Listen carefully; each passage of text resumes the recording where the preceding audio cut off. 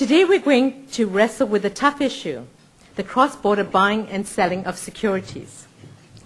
This issue may not be getting as much airtime as softwood lumber, beef, or wheat.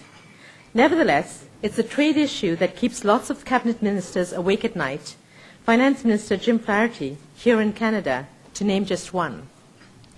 In his March budget, Mr. Flaherty called for free trade in the buying and selling of securities in an effort to enhance the global competitiveness of Canada's capital markets. According to the minister, in a world where money moves more and more easily, we don't want to get left behind. However, before Canadians can more easily buy foreign securities and foreign investors can more easily invest in Canada, some important changes will have to be made to the way we now govern the securities sector of our economy. And several questions will first have to be answered. One important one being, are the 13 Canadian securities regulators able to work together in the face of such a major change? Or is a single national regulator a necessary first step? Other countries around the globe are wrestling with similar challenges. Now, I don't profess to have the answer to these challenges, but I'm confident that today's panelists will have some valuable thoughts to share. So let me introduce them to you. Marc Lackritz joins us from Washington, D.C. For 14 years, he was the president of the American Securities Industry Association. And now that it has merged with the Bond Market Association, Marc is CEO of the Securities Industry and Financial Markets Association. His extensive experience on Capitol Hill ranges from assistant counsel to the Senate Watergate Committee through to chief counsel on the House Energy and Commerce Committee. Welcome, Marc. RenÉ Karsenti joins us from Zurich, Switzerland. Prior to his appointment as executive president of the International Capital Markets Association, RenÉ was the Director General of Finance at the European Investment Bank. He has also served as treasurer of the European Bank for Reconstruction and Development and has held senior positions in the treasury organizations of the World Bank Group in Washington. Welcome, RenÉ. Joe Oliver represents Canadian interests on this panel. Joe has been president and CEO of the Investment Dealers Association of Canada since June 1995. He's the chair of the Financial Services Council of Canada and a member of the board of RS Inc. and the Canadian Securities Institute Research Foundation.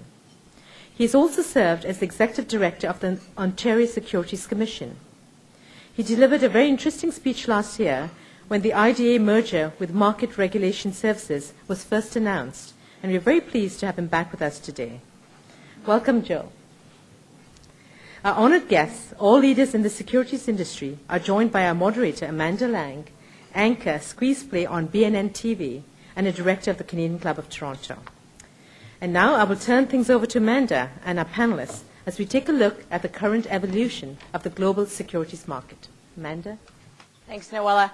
It's a great pleasure to be here with you. And as you've just heard from Noella, what we have here is a cross-section of knowledge about global capital markets. So we're going to be talking about a specific issue that concerns all of them, and in fact every investor with a pulse. And just so you know, we are being televised live, and so what part of my job here, as in my regular job, is to keep us on time, which is why I have this, I swear. I'm not checking my BlackBerry, it's just a clock. We're talking about today global free trade in securities, and there are several facets of that. We do invite your questions, incidentally, so as we go along, if you have them, they'll pick them up and bring them up to me, and we're more than happy. It shouldn't all be about what I want to know. But let's start, Joe, with what it is, because it's a fairly simple concept with a lot of complexity attached to it. But when we talk about global free trade, when it comes to capital market securities, what do we mean by that?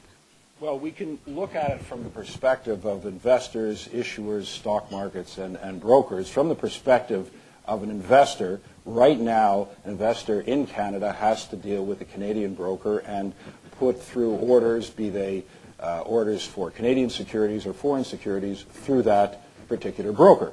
However, under free trade, it would allow, at its if it achieves its ultimate objective, a Canadian to open an account, let's say, with Goldman in New York and buy U.S. securities directly on the New York Stock Exchange. As well, it would permit a Canadian investor to buy a U.S. mutual fund. It would permit a Parisian to open an account in British Columbia and buy Canadian securities there. From the perspective of a stock exchange, it would allow the Toronto Stock Exchange to put its terminals in New York or Paris or London or Madrid and have provide direct access to its market in foreign countries, so it would broaden the scope of its marketplace. From the perspective of issuers, it would allow a Canadian issuer to access capital directly in foreign markets without going through an additional regulatory review. And from the perspective of individual brokers, of course, it would permit them to deal with foreign foreign individuals and institutions directly. Mark, this sounds quite brilliant, especially if what you want to do in this global world, which most of us do want to do, is easily trade securities globally. What are the impediments? Why doesn't everybody say, great idea, off we go? Well, there are a number of impediments currently. First of all, just to build on what Joe said, this is about creating opportunities, and this is about creating opportunities for everybody. So this is not a win-loss, zero-sum kind of game where there's some countries that are winners and some countries that are losers. This really is a win-win kind of opportunity. The impediments that are there are the fact that we currently have $6 trillion of capital going around the world with a click of a mouse, electrons and the internet. And we have governments that are bounded by geography and regulators that are bounded jurisdictionally by geography. And different regulatory structures, different cultures, and different regulations can serve as an impediment to this globalization of finance. And so part of our challenge as association leaders or industry leaders or advocates, as the case may be, is to help reduce these barriers to globalization, help minimize the sand in the gears, if you will. Because by creating efficient markets and by creating access to all these markets, we're creating opportunities for Canadian issuers and investors to invest anywhere in the world or to obtain capital any place. So if regulatory structures are going to be a barrier to that, we have to find a way to eliminate them while preserving the objectives at the same time. We'll get to the elephant in the room, which is the Canadian regulatory system, in a minute. But RenÉ, why don't we first find out what we can learn from Europe? Because as in many trade issues, you created a more common market, at least, than some others. What lessons can we learn from what you're doing there? Indeed, when one looks at Europe, we went over the last 20 years into a very important integration of the different markets through a single market procedures, and this has been very important because we can learn from it that simplification of different regulatory systems as well as mutual recognition among very different countries. We are talking of 30 countries right now being integrated will lead, as Joe and Mark said, in efficiency. And what's at the heart of the benefits is to be able to channel capital in the most efficient way from investors at the best return possible, but also for issuers, for the good of all constituencies. And I fully agree with Mark. It's a win-win type of situation for a most efficient economy. And Europe has indeed benefited from it. Let's talk about the regulatory environment, which at the end of the day is certainly the devil in the detail, I'm guessing. Joe, we live in a country, as you painfully know, with 13 different regulators. Can we possibly espouse the notion of global free trade when we can't get ourselves together with one regulator? Well, this is a specific issue which, of course, we have to talk about in the Canadian context, but there are broader issues which is driving the whole initiative, which we've alluded to. And just, if I could just add one thing before I get, I'm not trying to avoid this painful subject, not too much. No. This is not only an issue for institutions or corporations or wealthy individuals. Over 50% of North Americans invest directly in the securities market, and most of them are invested in foreign securities as well. A broader choice, more diversification, both directly for these investors and indirectly through their pension funds is good for the economy and good for the population. Now, as to Canada's situation, there is a precedent for a bilateral agreement that existed even with our current system, and that's the so-called multi-jurisdictional disclosure system, or MJDS. And what that has permitted, as a result of an agreement between the SEC and the Canadian securities regulators, is for our largest companies to access the U.S. market directly without further regulatory review. There is reciprocity for the Americans as well, but the movement is essentially, because of the disparity in the size of the two capital markets, been north to south. So this has been an important initiative that we were able to negotiate. I remember I was at the OSC at the time in the early 90s when that was done, and we were able to negotiate it in spite of the fragmented nature of the Canadian regulatory system. However, it will be more difficult, it seems to me, to convince the G7 to rely on the regulatory oversight of 13 provincial and territorial securities commissions. At best, it'll be a difficulty. At worst, it'll be a barrier. Although we did manage NAFTA despite trade barriers interprovincially. Yes, we did, but there wasn't the same kind of reliance on a regulatory authority who would be protecting the domestic investor. And that's, we should get into that particular issue, but, to what extent is this in the public interest? To what extent are individual investors continue to be protected when we have them essentially regulated by a foreign jurisdiction? And that only works if there's comparability of protection in the other jurisdiction. That's something we're going to be thinking about when we enter into this agreement, but foreign regulators are also going to be thinking about, and that's where the multiplicity of regulatory authorities becomes a problem. Let's break it down. I mean, as you allude to, there are various players here. So, Mark, we've touched on how this affects investors. They would be one of sort of, I think, three, if we say investors, exchanges, issuers. Investors will feel what? What will change for your average investor if we have this global free trade? Well, investors will have a wealth of new opportunities at their fingertips and will be able to invest directly anywhere in the world at the end of the process. This is a ways off. But currently we have the technology to enable us to do that. We don't have the structure in place to enable us to do that. But ideally, investors will have a huge number of opportunities to invest anywhere in the world with a click of a mouse. Similarly, they'll be able to access new investment vehicles, new products and services developed in Europe, developed in Asia, developed in North America, no matter where they are. So their country of residence becomes far less important than the fact that they are individual investors and have capital that they want to put to work, and presumably put to work in the most efficient way possible. I mean, part of what this process is about expanding the circle. I think part of what we try to do in this business is to keep making the circle bigger, bringing more participants in, giving more people a stake in the system. This is an opportunity to expand the circle of opportunities for people in the system and to expand the circle of people in the system as well. And RenÉ, from the point of view of issuers, what would change for their world? Again, I think for the issuers that would be a great opportunity to reach out to investors they will not have been able to reach before, and in ways that can lead to lower the cost of raising their own funding and capital.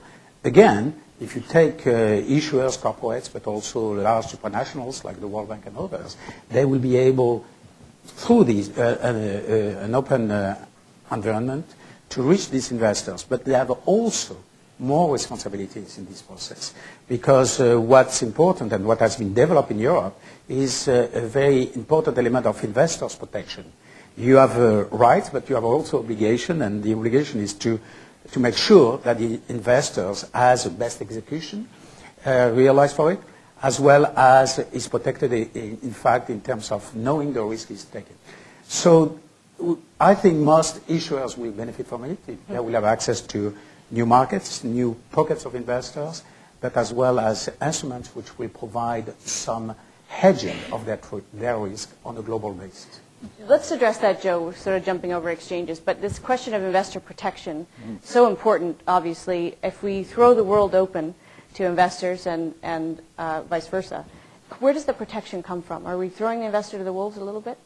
Well, we aren't if the regimes that we're recognizing mutually are regimes that have comparable regulatory protection.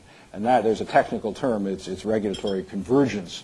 I mean, what it essentially means is that the different regulatory authorities, while operating under rules which are technically they look sort of different and do have some substantive differences and maybe even differences in philosophy, at the end of the day, as a pragmatic matter, provide the adequate level of protection. And so we feel reasonably comfortable that with the G7 countries, that is, in fact, the situation.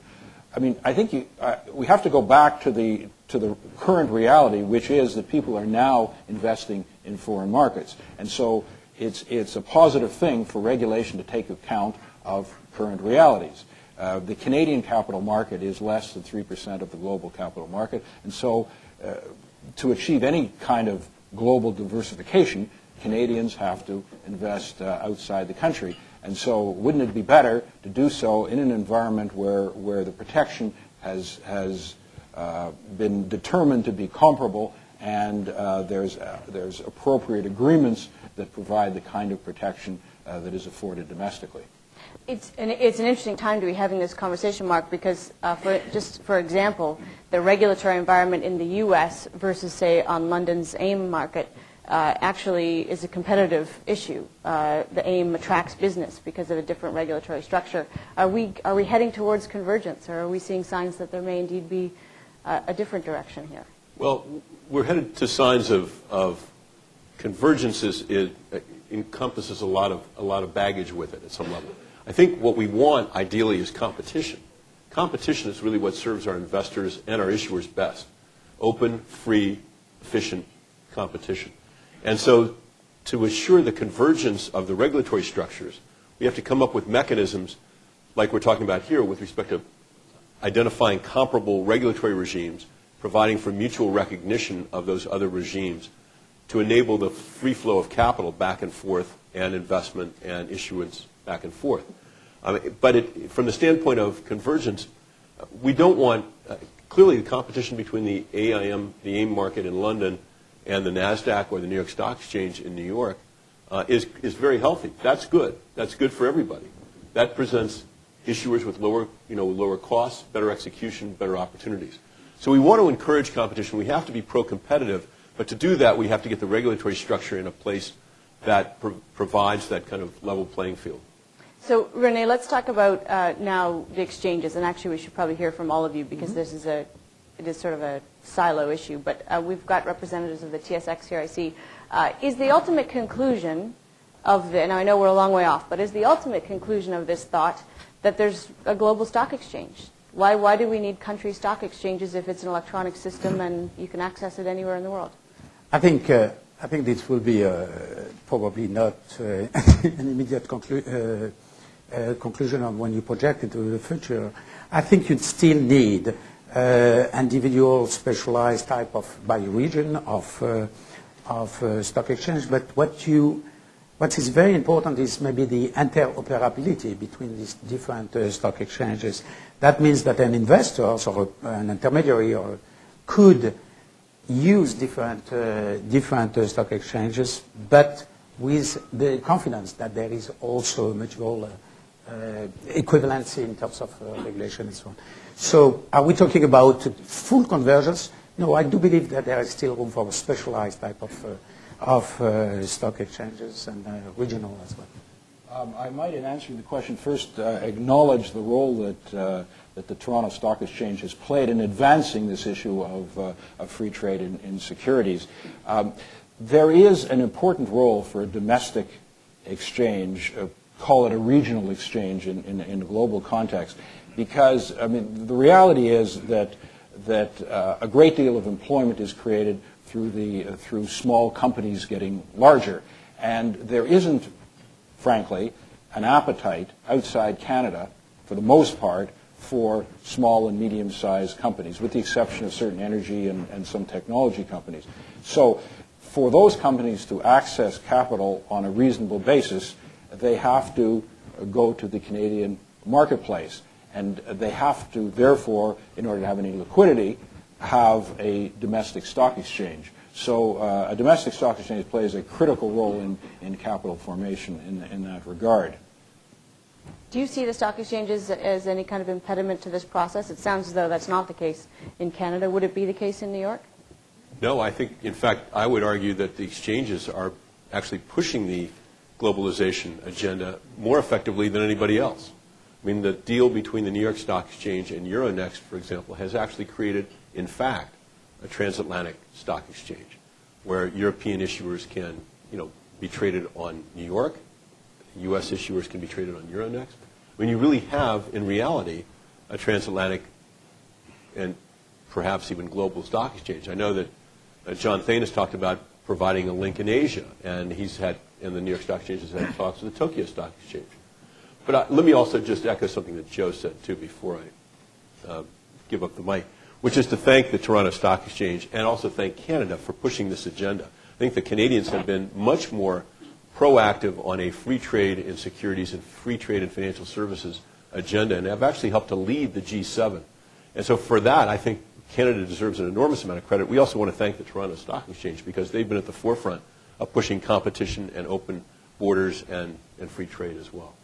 All right, we've got some questions from the floor here, and I'm going to throw this one out there, and anybody who feels they want to take it should take it. Wouldn't globalization put emerging markets at a disadvantage, i.e. capital flowing to more secure markets like Canada or the U.S.? Go ahead, RenÉ? Well, I'm an optimist by nature. I don't think so, because when you look at emerging markets, they have been, and the most developed one, the most advanced one, have been quite active in developing their own domestic capital market. I think this is an opportunity. Why? Because an opportunity for the countries. Because if you are able to attract foreign investors in these countries to their capital markets, to buy government bonds or corporate bonds in the country, then you have a natural channeling of foreign capital into productive projects in the developing countries. And that's very positive. In my professional experience, we have tried to open market, and we did contribute to the opening of markets in Eastern Europe. And this has been most useful because it's an alternative way of funding capital projects, productive projects in these countries by channeling foreign capital who is looking for the best opportunities. So I see that as a positive sign. I was going to say, too, I think that the question of somehow the capital is all going to go to the developed markets and the emerging markets going to be hurt is flawed in terms of its assumptions. I mean, emerging markets offer higher risk, higher reward opportunities. Depending on investors' risk profiles, they're going to allocate their portfolio and allocate their capital according to a variety of different vehicles.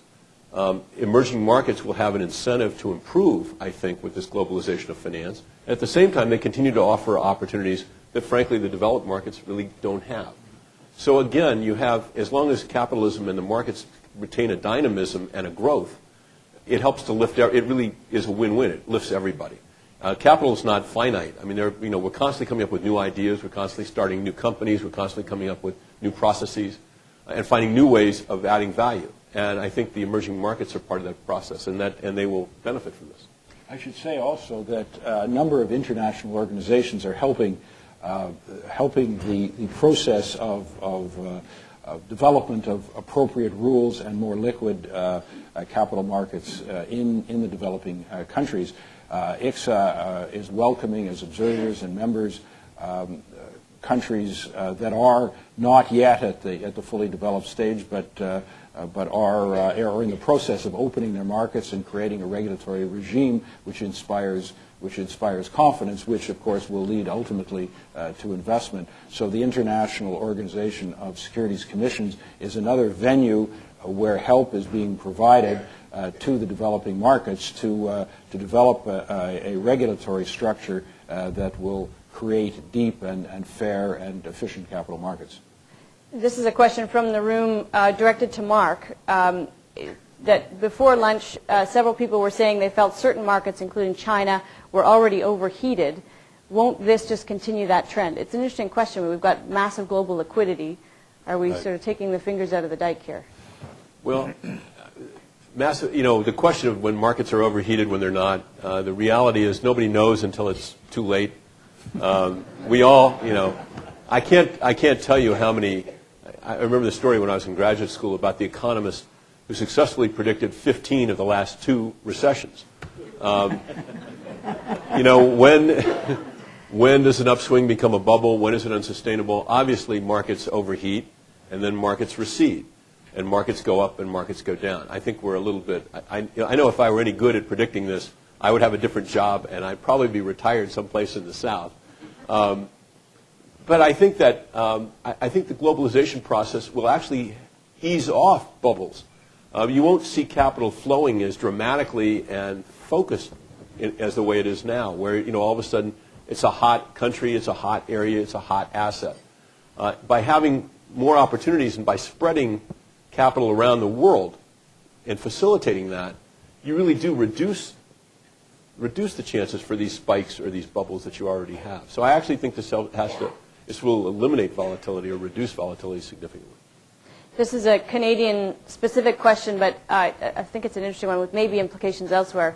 What do you think the Canadian mutual fund industry's reaction would be in light of higher fund fees in Canada? Does this create new competition, new pressures to change the structure? Free trade in securities, like free trade like NAFTA, may have an overall beneficial impact, but it does have it does create some competitive implications for certain industries, and I would say that the price competitiveness of the U.S. mutual fund industry will be an issue for the domestic marketplace. So the party's over. I think we'll have to hear from the Investment Fund Institute about that issue. Anyone? And would you agree that basically we'll see globally better pricing competition? Well, that's the benefit of competition. Benefit of competition is you get a wider range of services, lower prices. That's good. That's terrific. Is it going to hit every different sector the same way? No, because different sectors are structured differently. They're different stages of maturity, and they've got different internal dynamics to them. But I think the competition is wonderful. I mean, and we should encourage it and welcome it. There are, though, not everybody, maybe everybody in this room, not everybody in the world are devoted followers of Adam Smith. And we know that when it comes to trade and free trade, there's a growing belief that it's better, that people benefit, but it's not by far from universal. Renee, address the European issue, because this is a WTO. When we start talking about securities free trade, we have to start talking about agriculture, we have to start talking about lumber, we have to start talking about all kinds of stuff that can be very thorny. How's this going to go over? Yes, well, we see in Geneva that, and we are very pleased to see that the securities and the financial services are part of the WTO discussion.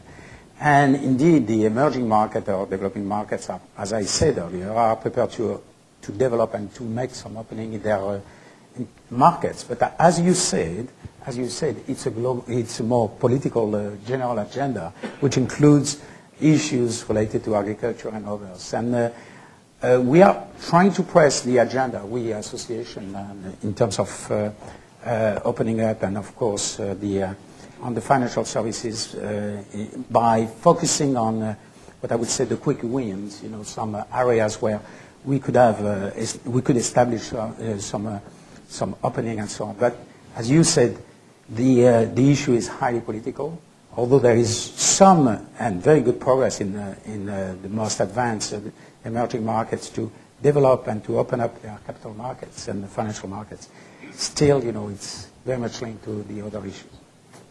Yes, from a political perspective, the issue is who are the likely winners. I mean, I don't think we're going to see protesters in the streets with placards saying that free trade in securities is unfair to Bay Street. No. Except the mutual fund industry. Well, are they going to assemble a crowd? I don't know. Stand up for higher fees. Maybe not. Maybe. But in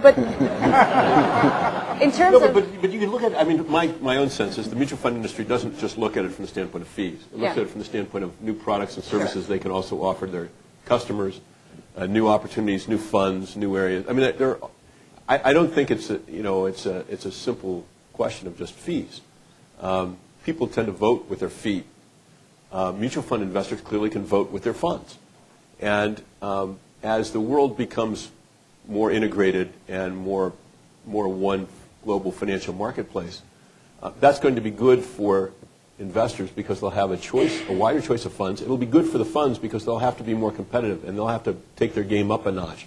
And as far as their fees are concerned, the old laws of supply and demand could hold too. If they reduce their fees, they might get more customers. This one's for Joe, and it addresses the question of our French language issue in Canada. I guess they're sort of the jurisdictional. Public companies issue in 2 languages here. Don't you think, they don't think that Europe requires this. In a global structure, what about Quebec? Do we issue in English only? Well, I'm not going to take on the language laws. I can tell you that.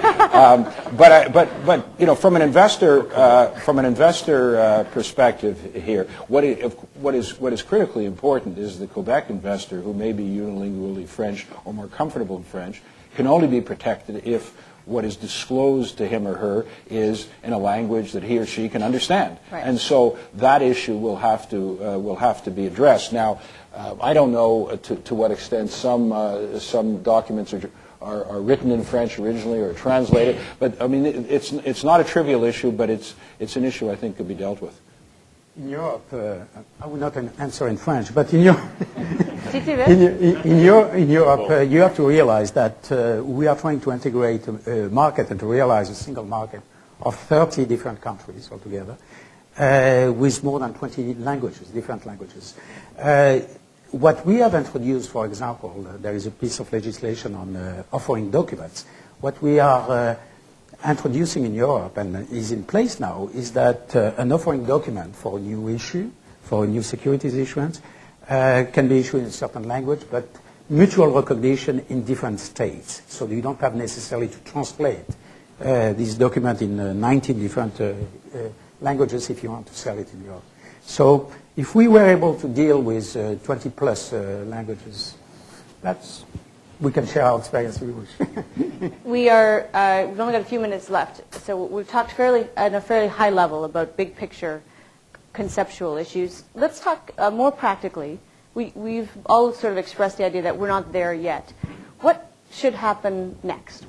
Joe, why don't you start? What would you like the people in this room, some of whom have the power to affect some of what you're talking about, what do you want to have them do with this idea?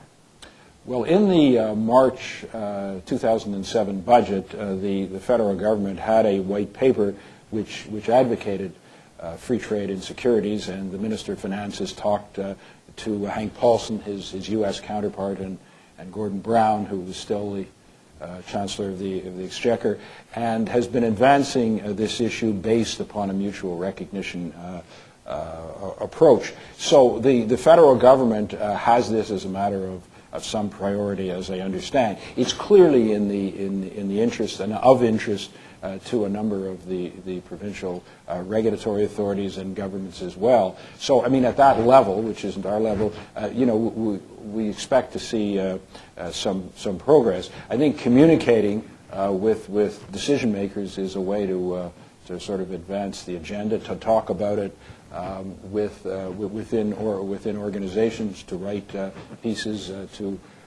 to explain, as the TSX has, to the general public what they see the advantages to be, will raise the consciousness of these are issues which 20 years ago would be way below the radar. Now, because Bay Street has sort of moved to Main Street, they have become public and political issues of interest to policymakers. Mark, what would you like to have happen?